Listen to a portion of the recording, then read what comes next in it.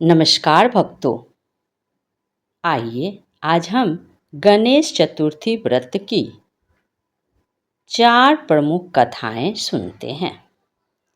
गणेश चतुर्थी की 4 पौराणिक एवं प्रचलित कथाएं। व्रत में सुनने से दूर होंगे सारे संकट, मिलेगा अपार सुख। संकष्टी गणेश चतुर्थी व्रत करने से घर परिवार में आ रही विपदा दूर होती है। कई दिनों से रुके मांगलिक कार्य संपन्न होते हैं तथा भगवान श्री गणेश असीम सुखों की प्राप्ति कराते हैं। माह की किसी भी चतुर्थी के दिन भगवान श्री गणेश की पूजा के दौरान संकष्टी गणेश चतुर्थी व्रत की कथा पढ़ना अथवा सुनना जरूरी है। इससे संबंधित 4 कथाएं प्रचलित है। पहली कथा पौराणिक एवं प्रचलित श्री गणेश कथा के अनुसार एक बार देवता कई विपदाओं में घिरे थे। तब वह मदद मांगने भगवान शिव के पास आए और उस समय शिव के साथ कार्तिकेय तथा गणेश जी भी बैठे थे। देवताओं की बात सुनकर शिव जी ने कार्तिकेय व गणेश जी से पूछा कि तुम में से कौन देवताओं के कष्टों का निवारण कर सकता है। तब कार्तिकेय व गणेश जी दोनों ही स्वयं को इस कार्य के लिए सक्षम बताया। इस पर भगवान शिव ने दोनों की परीक्षा लेते हुए कहा कि तुम दोनों में से जो सबसे पहले पृथ्वी की परिक्रमा करके आएगा वही देवताओं की मदद करने जाएगा। भगवान शिव के मुख से यह वचन सुनते ही कार्तिकेय अपने वाहन मोर पर बैठकर पृथ्वी की परिक्रमा के लिए निकल गए। परंतु गणेश जी सोच में पड़ गए कि वह चूहे के ऊपर चढ़कर सारी पृथ्वी की परिक्रमा करेंगे तो इस कार्य में उन्हें बहुत समय लग जाएगा। तभी उन्हें एक उपाय सूझा। गणेश अपने स्थान से उठे और अपने माता पिता की 7 बार परिक्रमा करके वापस बैठ गए। परिक्रमा करके लौटने पर कार्तिकेय स्वयं को विजेता बताने लगे। तब शिव जी ने श्री गणेश से पृथ्वी की परिक्रमा न करने का कारण पूछा। तब गणेश ने कहा, माता पिता के चरणों में ही समस्त लोक है। यह सुनकर भगवान शिव ने गणेश जी को देवताओं के संकट दूर करने की आज्ञा दी। इस प्रकार भगवान शिव ने गणेश जी को आशीर्वाद दिया कि चतुर्थी के दिन जो तुम्हारा पूजन करेगा और रात्रि में चंद्रमा को अर्घ्य देगा उसके तीनों ताप यानी दैहिक ताप, दैविक ताप तथा भौतिक ताप दूर होंगे। इस व्रत को करने से व्रतधारी के सभी तरह के दुख दूर होंगे और उसे जीवन के भौतिक सुखों की प्राप्ति होगी। चारों तरफ से मनुष्य की सुख समृद्धि बढ़ेगी। पुत्र पौत्रादि धन ऐश्वर्य की कमी नहीं रहेगी। इस प्रकार गणेश चतुर्थी व्रत कथा की पहली कथा समाप्त होती है। मेरे प्यारे भक्तों, चलिए अब हम गणेश चतुर्थी व्रत की दूसरी कथा सुनते हैं। एक समय की बात है, राजा हरिश्चंद्र के राज्य में एक कुम्हार रहता था। वह मिट्टी के बर्तन बनाता लेकिन वे कच्चे ही रह जाते थे।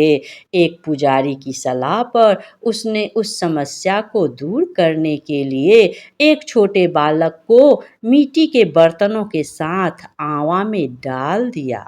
उस दिन संकष्टी चतुर्थी का दिन था। उस बच्चे की माँ अपने बेटे के लिए परेशान थी। उसने गणेश जी से बेटे की कुशलता की प्रार्थना की।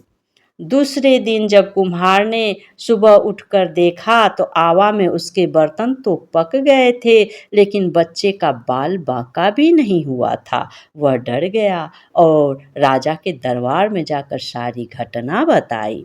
इसके बाद राजा ने उस बच्चे और उसकी माँ को बुलवाया तो माँ ने सभी तरह के विघ्न को दूर करने वाली संकष्टी चतुर्थी का वर्णन किया।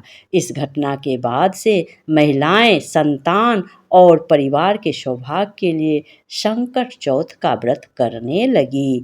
इस प्रकार गणेश चतुर्थी व्रत की दूसरी कथा समाप्त होती है। मेरे प्यारे भक्तों, चलिए अब हम तीसरी कथा सुनते हैं।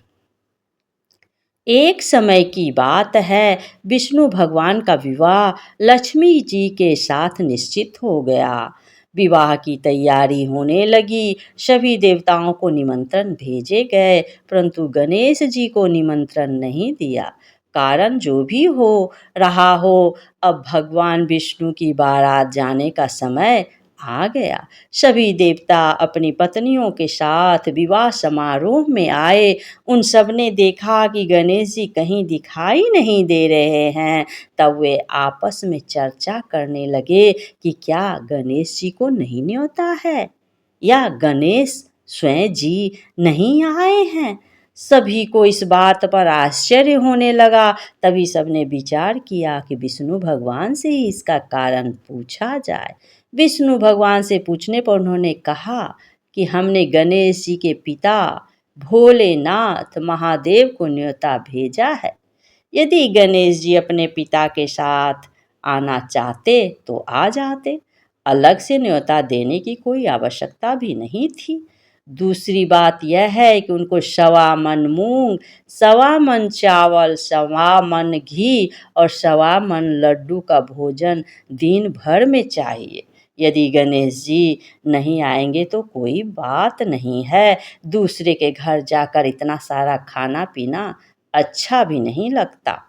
इतनी वार्ता कर ही रहे थे कि किसी एक ने सुझाव दिया, यदि गणेश जी आ भी जाएं तो उनको द्वारपाल बनाकर बैठा देंगे कि आप घर की ख्याल रखना। आप तो चूहे पर बैठकर धीरे धीरे चलोगे तो बारात से बहुत पीछे रह जाओगे। यह सुझाव भी सबको पसंद आ गया तो विष्णु भगवान ने भी अपनी सहमति दे दी। होना क्या था कि इतने में गणेश जी वहाँ आ पहुँचे और उन्हें समझा बुझाकर घर की रखवाली करने बैठा दिया। बारात चल दी। तब नारद जी ने देखा कि गणेश जी तो दरवाजे पर ही बैठे हुए हैं, तो वे गणेश जी के पास गए और रुकने का कारण पूछा। गणेश जी कहने लगे कि विष्णु भगवान ने मेरा बहुत अपमान किया है। नारद जी ने कहा कि आप अपनी मूषक सेना को आगे भेज दें तो वह रास्ता खोद देगी, जिसे उनके वाहन धरती में धंस जाएंगे। तब आपको सम्मानपूर्वक बुलाना पड़ेगा। अब तो गणेश जी ने अपनी मूषक सेना जल्दी से आगे भेज दी और सेना ने जमीन खोद कर दी। जब बारात वहां से निकली तो रथों के पहिए धरती में धंस गए। लाख कोशिश करे परंतु पहिए नहीं निकले। सभी ने अपने अपने उपाय किए परंतु पहिए तो नहीं निकले, बल्कि जगह जगह से टूट गए। किसी की समझ में नहीं आ रहा था कि अब क्या किया जाए। तब तो नारद जी ने कहा, आप लोगों ने गणेश जी का अपमान करके अच्छा नहीं किया। यदि उन्हें मना कर लाया जाए तो आपका कार्य सिद्ध हो सकता है और यह संकट टल सकता है। शंकर भगवान ने अपने दूत नंदी को भेजा और वे गणेश जी को लेकर आए। गणेश जी का आदर सम्मान के साथ पूजन किया। तब कहीं रथ के पहिए निकले। अब रथ के पहिए निकल तो गए परंतु वे टूट फूट गए थे, तो उन्हें सुधारे कौन। पास के खेत में खाती काम कर रहा था, उसे बुलाया गया। खाती अपना कार्य करने से पहले श्री गणेशाय नमः कहकर गणेश जी की वंदना मन ही मन करने लगा और देखते ही देखते खाती ने सभी पहियों को ठीक कर दिया। तब खाती कहने लगा कि हे देवताओं, आपने सर्वप्रथम गणेश जी को नहीं मनाया होगा और ना ही उनकी पूजन की होगी, इसलिए तो आपको साथ यह संकट आया है। हम तो मूर्ख अज्ञानी हैं, फिर भी पहले गणेश जी को पूजते हैं, उनका ध्यान करते हैं। आप लोग तो देवतागण हैं, फिर भी आप गणेश जी को कैसे भूल गए। अब आप लोग भगवान श्री गणेश जी की जय बोलकर जाएं तो आपके सब काम बन जाएंगे और कोई संकट भी नहीं आएगा। ऐसा कहते हुए बारात वहाँ से चल दी और विष्णु भगवान का लक्ष्मी जी के साथ विवाह संपन्न करा के सभी सकुशल घर लौट आए। हे गणेश जी महाराज, आपने विष्णु को जैसो कारज सरियो, ऐसो कारज सबको सिद्ध कर जो। बोलो गजानन भगवान की जय। इस प्रकार गणेश चतुर्थी की तीसरी कथा समाप्त होती है। मेरे प्यारे भक्तों, चलिए अब हम अंतिम और चौथी कथा सुनते हैं। श्री गणेश चतुर्थी व्रत की पौराणिक कथा के अनुसार एक बार भगवान शिव तथा माता पार्वती नर्मदा नदी के किनारे बैठे थे। वहां माता पार्वती ने भगवान शिव से समय व्यतीत करने के लिए चौपड़ खेलने को कहा। शिव चौपड़ खेलने के लिए तैयार हो गए, परंतु इस खेल में हार जीत का फैसला कौन करेगा, यह प्रश्न उनके समक्ष उठा तो भगवान शिव ने कुछ तिनके एकत्र कर उसका एक पुतला बनाकर उसकी प्राण प्रतिष्ठा कर दी और पुतले से कहा, बेटा, हम चौपड़ खेलना चाहते हैं, परंतु हमारी हार जीत का फैसला करने वाला कोई नहीं है, इसलिए तुम बताना कि हम दोनों में से कौन हारा और कौन जीता। उसके बाद भगवान शिव और माता पार्वती का चौपड़ का खेल शुरू हो गया। यह खेल 3 बार खेला गया और संयोग से तीनों बार माता पार्वती की ही जीत हुई। खेल समाप्त होने के बाद बालक से हार जीत का फैसला करने के लिए कहा गया, तो उस समय बालक ने महादेव को विजयी बताया। यह सुनकर माता पार्वती क्रोधित हो गई और क्रोध में उन्होंने बालक को लंगड़ा होने, कीचड़ में पड़े रहने का श्राप दे दिया। बालक ने माता पार्वती से माफ़ी मांगी और कहा कि यह मुझसे अज्ञानतावश ऐसा हुआ है, मैंने किसी द्वेष भाव से ऐसा नहीं किया। बालक द्वारा क्षमा मांगने पर माता ने कहा, यहाँ गणेश पूजन के लिए नाग कन्याएं आएगी, उनके कहे अनुसार तुम गणेश व्रत करो, ऐसा करने से तुम मुझे प्राप्त करोगे। यह कहकर माता पार्वती शिव के साथ कैलाश पर्वत पर चली गई। 1 वर्ष के बाद उस स्थान पर नाग कन्याएं आई। तब नाग कन्याओं से श्री गणेश के व्रत की विधि मालूम करने पर उस बालक ने 21 दिन लगातार गणेश जी का व्रत किया। उसकी श्रद्धा से गणेश जी प्रसन्न हुए। उन्होंने बालक को मनोवांछित फल मांगने के लिए कहा। उस पर बालक ने कहा, हे विनायक, मुझ में इतनी शक्ति दीजिए कि मैं अपने पैरों से चलकर अपने माता पिता के साथ कैलाश पर्वत पर पहुंच सकूं और वे यह देख प्रसन्न हो। तब बालक को वरदान देकर श्री गणेश अंतर्ध्यान हो गए। इसके बाद वह बालक कैलाश पर्वत पर पहुंच गया और कैलाश पर्वत पर पहुंचने की अपनी कथा उसने भगवान शिव को सुनाई। चौपड़ वाले दिन से माता पार्वती शिव जी से विमुख हो गई थी, अतः देवी के रुष्ट होने पर भगवान शिव ने भी बालक के बताए अनुसार 21 दिनों तक श्री गणेश का व्रत किया। इस व्रत के प्रभाव से माता पार्वती के मन से भगवान शिव के लिए जो नाराजगी थी वह समाप्त हो गई। तब यह व्रत विधि विधान शंकर भगवान ने माता पार्वती को बताई। यह सुनकर माता पार्वती के मन में भी अपने पुत्र कार्तिकेय से मिलने की इच्छा जागृत हुई।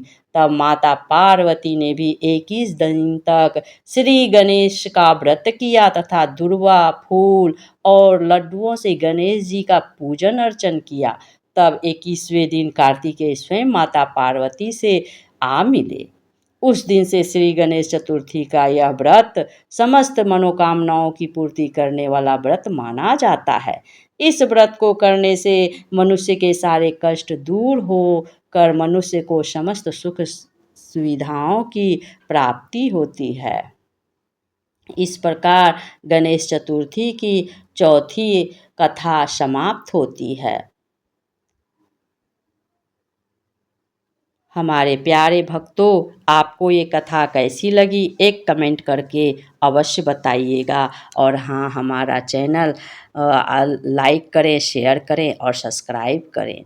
हमारा वीडियो लास्ट तक देखने के लिए आपको बहुत बहुत धन्यवाद। आपके ही सहयोग से हमारा चैनल आगे बढ़ रहा है, इसलिए आप ज़्यादा से ज़्यादा हमारे वीडियो को शेयर करें ताकि सभी को ये वीडियो मिलता रहे, सभी लोग गणेश चतुर्थी के बारे में जान सकें कि क्या कथा है और कथा सुन सकें और सुना सकें। हमारा वीडियो देखने के लिए बहुत बहुत धन्यवाद।